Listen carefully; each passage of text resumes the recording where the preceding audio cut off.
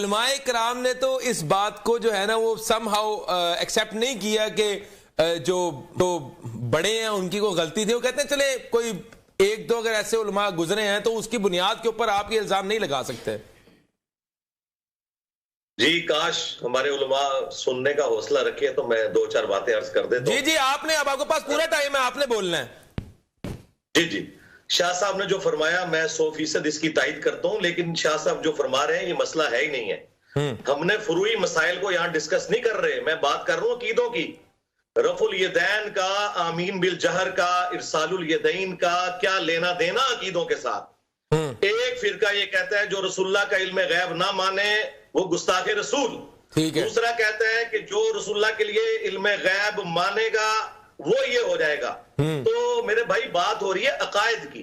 عقائد میں ان کی حالت یہ ہے کہ یہ میری طرف سے علماء کرام کی خدمت میں عاجزانہ ریکویسٹ ہے کہ اس وقت تمام مکاتب فکر کے جو بڑے بڑے علماء ہیں, میں شیعہ کو نکال دیتا ہوں, ان میں کافی ٹالرنس ہے.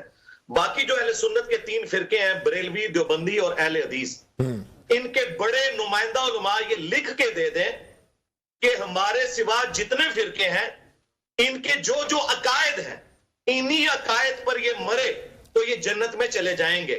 یہ کبھی لکھ کے نہیں دیں گے. یہ پتہ کیا لکھیں گے؟ اہل حدیث کہیں گے کہ بریلویوں نے اگر شرک نہ کیا تو جنت میں جائیں گے. بریلوی لکھ کے دیں گے اہل حدیث اگر گستاخ رسول نہ ہوا تو جنت میں جائے گا.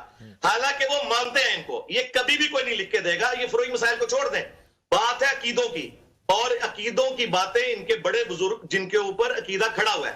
اب یہ بات کر رہے ہیں نا, میں اس پہ غیب پہ بات کر دوں, اس سے ان کے بڑے بزرگ وہ ہیں جن کی میں نے مثال دی ہے. احمد صاحب بریلوی صاحب سے کوئی بندہ نہیں ٹکرا سکتا کروڑوں بریلویوں میں سے. بات احمد صاحب بریلوی کی چلے گی, کسی چھوٹے مفتی یا مفتنی کی نہیں چلے گی.